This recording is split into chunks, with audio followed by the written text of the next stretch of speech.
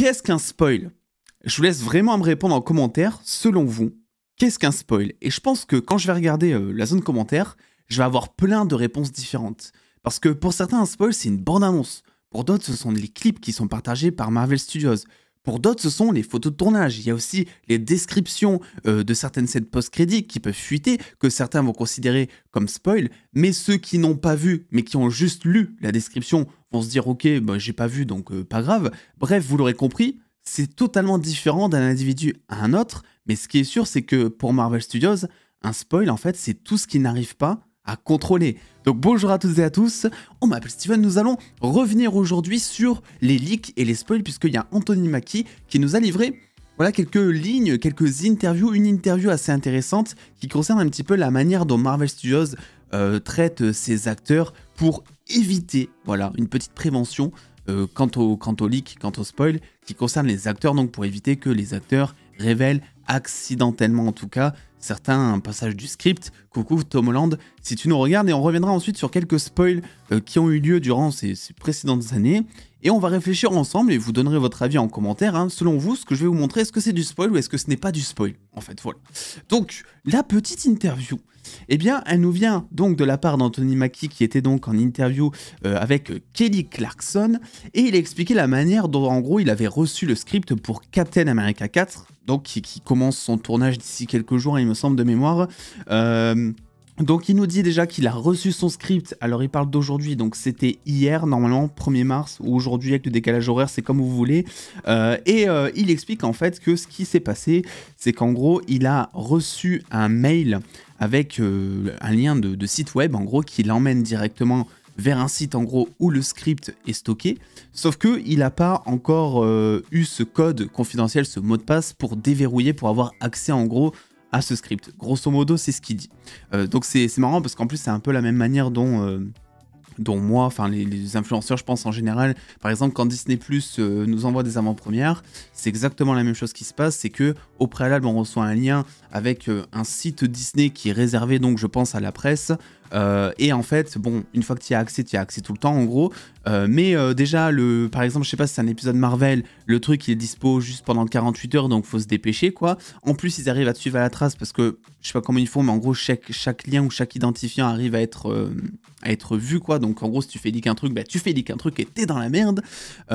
Et en plus, bah, la première fois où donc tu as accès à ces avant-premières, c'est pareil, ils t'envoient une espèce de code que tu dois absolument valider avant, bah, là aussi, quelques heures, je sais plus si c'est 48 heures ou quoi, mais bref, c'est sécurisé à fond, et les acteurs, bon, même si c'est un peu plus poussé, j'ai l'impression que pour le côté presse, c'est un petit peu le même système, en gros. Et du coup, on va se poser la question un petit peu, qu'est-ce qui est un spoil, qu'est-ce qui ne l'est pas? Parce que moi, j'avoue que ces derniers temps, Marvel Studios m'a assez déçu quant au spoil. Alors, vous le savez, je suis assez friand de tout ce qui fuite, on va dire, avant qu'un film ne sorte. Mais la grosse différence entre une fuite et une rumeur, eh bien, c'est justement toute la nuance qui est apportée là-dedans. C'est-à-dire que quand, je ne sais pas, par exemple, le Kevin Feige nous dit que le général Ross sera le président des États-Unis pour le film Thunderbolt, qui n'arrive pas du tout encore, mais qu'il nous dit ça de manière officielle au micro en déclaration, eh bien, c'est tout autre chose que de voir, je sais pas, popper une rumeur de Daniel RPK qui a entendu dire que le général Ross serait le président, en gros. Parce que ça, quand on te sert un truc tout cuit, bah en fait, t'as même plus besoin de réfléchir. Alors que justement, le général Ross, il y avait des rumeurs avant qu'il en parlait. Et on y pensait. On se disait, mais attends, comment ça se fait? Avant, il était, je crois, secrétaire d'État. Maintenant, c'est Rhodes qui passe secrétaire d'État du coup. Il y avait aussi quelques leaks par rapport à Armor Wars. Donc, on se posait des questions, mais une fois que Kevin Feige a posé le truc, non, plus de questions. C'est fait, c'est un fait, tu ne peux plus discuter, tu ne peux plus vraiment théoriser, en tout cas, de manière la plus libre possible. Est-ce que cette photo est un spoil selon vous? Aussi. Donc ça, c'est une photo du tournage de Avengers Endgame. Est-ce que c'est un spoil? Parce que en soi, on peut se dire la nuance est aussi présente. Alors certes, ça, je ne pense pas que ça a été contrôlé par Marvel Studios, je pense que c'est vraiment pour le coup un leak. Mais après, la nuance, elle est justement dans tout ce qui est motion capture, les petits points là que vous voyez sur le costume, permettaient d'éviter tout le costume donc qu'ils utilisent dans la la seconde moitié d'Avengers Endgame, on va dire, donc t'étais pas spoil des costumes, t'étais pas spoil du voyage dans le temps, même si en vrai tu vois quand même le costume de Captain America qui datait d'un précédent film, et en plus il y avait des dispositifs sur la main, en gros. Donc ça nous permettait encore de théoriser selon moi cette photo parce que toutes les réponses n'étaient pas présentes, mais selon moi, ça c'est du spoil, et c'est du leak pour le coup, parce que là aussi est la question. Par contre ça, les gars, on en a beaucoup parlé de cette photo. Alors ça, c'est pas Marvel Studios, c'est Sony, hein, mais c'est le même principe. Ça, pour moi, c'est pas du leak. Ça, pour moi, c'est quelque chose qui a été entièrement contrôlé par Sony. Il y a qu'à voir la qualité de la photo par rapport à ça, ou même par rapport à ça.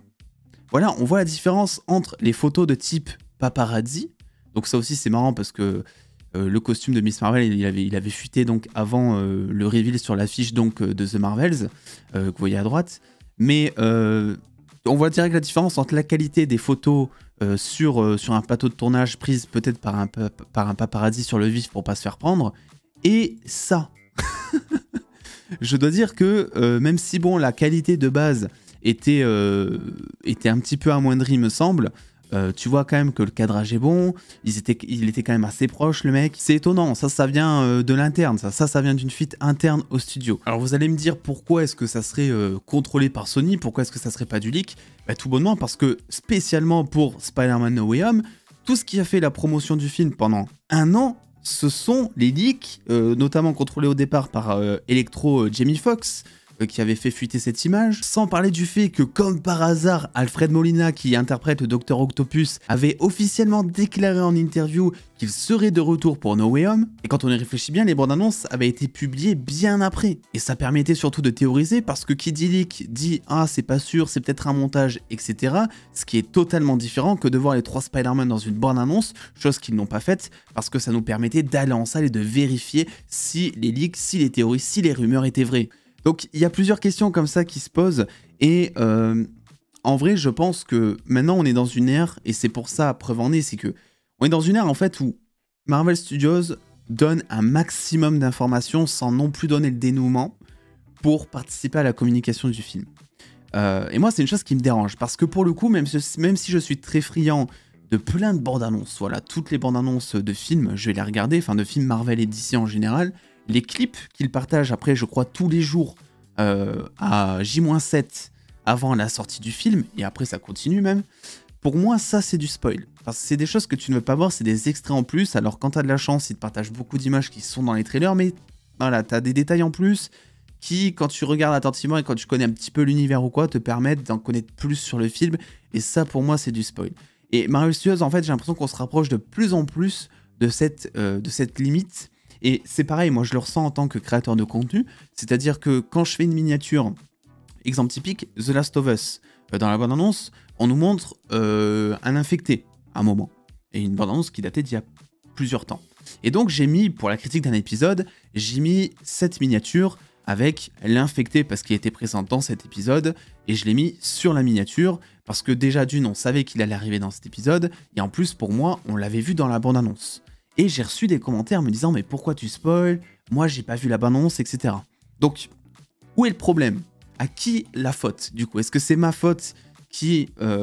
voilà, moi, je mets un truc d'une bande-annonce voilà, qui est sorti il y a plusieurs mois en miniature, et donc ça spoil potentiellement ceux qui n'ont pas vu la bande-annonce, ou est-ce que c'est la faute de ceux qui, pour une grosse franchise comme The Last of Us, essaient d'esquiver un maximum d'images dans les trailers, etc. même, et qui du coup voit le look de l'infecté pour la première fois sur ma miniature avant peut-être de le découvrir dans la série. Vous voyez, c'est une nuance qui est très compliquée à traiter, et honnêtement, qui est très compliquée à mettre en place aussi quand tu veux faire une miniature théorie. Preuve en est avec celle-ci, quand je parlais de la première scène post-crédit de Ant-Man and the Wasp Quantumania, je suis plutôt fier d'avoir réussi à émettre l'idée sans pour autant spoiler ou montrer un passage du film en question.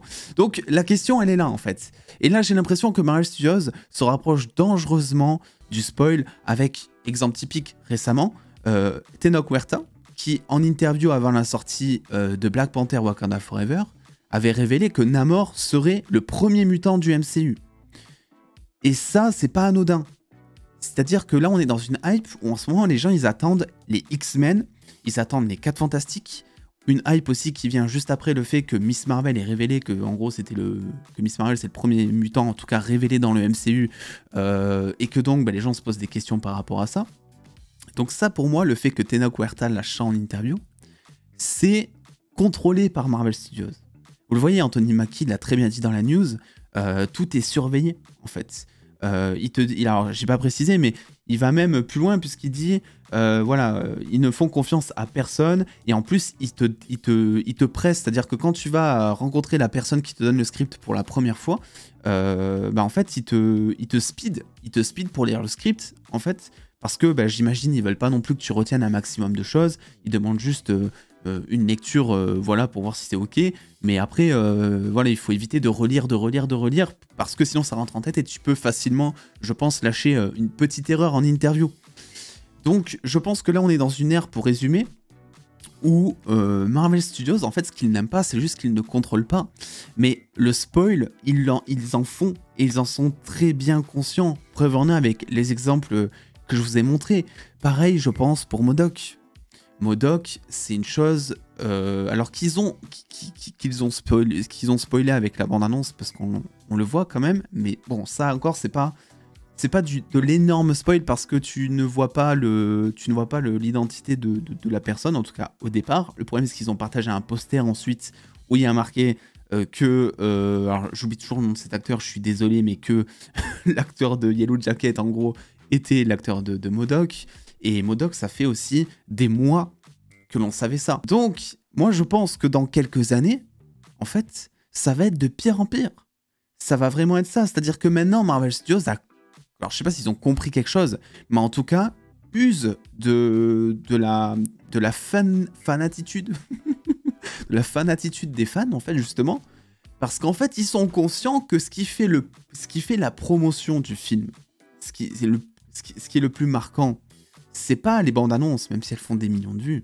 C'est pas leurs posters, qui sont d'ailleurs tous moches pour la plupart. C'est pas tout ça. Ce qui fait le plus de pub, c'est moi qui vais faire des vidéos de théorie. Alors moi, tous les influenceurs, hein.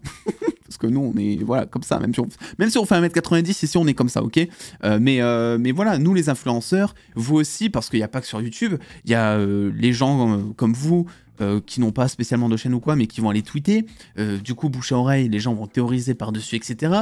C'est le premier rapport de force qu'ils utilisent. Et preuve en est encore, ce n'est pas fini, puisque Sony, rappelez-vous de cette bande-annonce, et non, je n'ai toujours pas oublié, je suis rancunier, qui nous mettait donc les posters de Spider-Man, des bâtiments d'Oscorp, bref, plein de choses qui alimentaient cette hype juste après la sortie de No Way Home, justement, qui nous faisait nous poser plein de questions sur Morbus, et qui nous faisait faire des liens, des théories, on en a beaucoup parlé un petit peu partout, avec Tobey Maguire, Andrew Garfield, mais dans quel univers bon sang se trouve Morbus pour au final découvrir que dans le film, il n'y avait pas tout ça. Alors là, c'est un petit peu la version exagérée, puisqu'ils ont clairement fait de la publicité mensongère, et ça, pour le coup, c'est pas ouf, mais vous voyez où je veux en venir.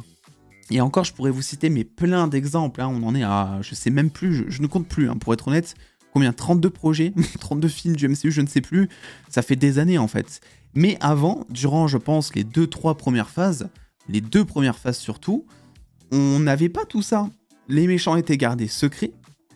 Le casting, moi, les Avengers, alors je sais pas si c'est parce que je n'étais pas aussi à fond dans la théorie, voilà, puisque j'étais pas sur les réseaux encore, mais le premier Avengers, il me semble pas que ça avait fuité.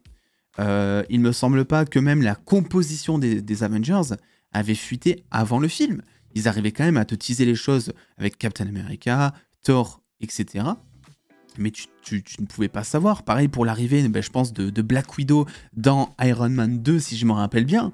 Moi, j'en avais pas entendu parler avant de voir le film. Et ça, c'est typiquement le genre de choses. Si Iron Man 2 sortait là maintenant en 2023-2024, le caméo, enfin, l'arrivée de Black Widow dans Iron Man 2, c'est typiquement le genre de truc qui aurait fuité. Et vous pouvez en être sûr, mais vraiment. Donc voilà, écoutez, je voulais un petit peu parler de tout ça, de ce rapport entre public, influenceurs, Marvel Studios, qui contrôle ces spoils et qui s'en sert même pour la communication.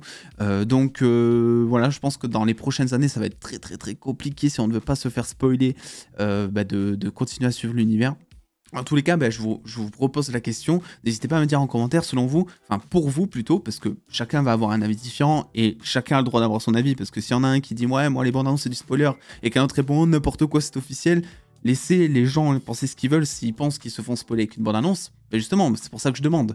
Bah dites-moi, voilà, si une bande annonce c'est un spoil pour vous, si un clip c'est un spoil, si une photo de tournage avec quelques nuances, comme je vous l'ai montré pour Endgame, c'est un spoil. Bref, vous l'avez compris. En attendant, bah écoutez, je vous laisse mettre le pouce bleu, la cloche, l'abonnement, tout ça. Et puis, je vous fais des bisous. Et puis des bisous.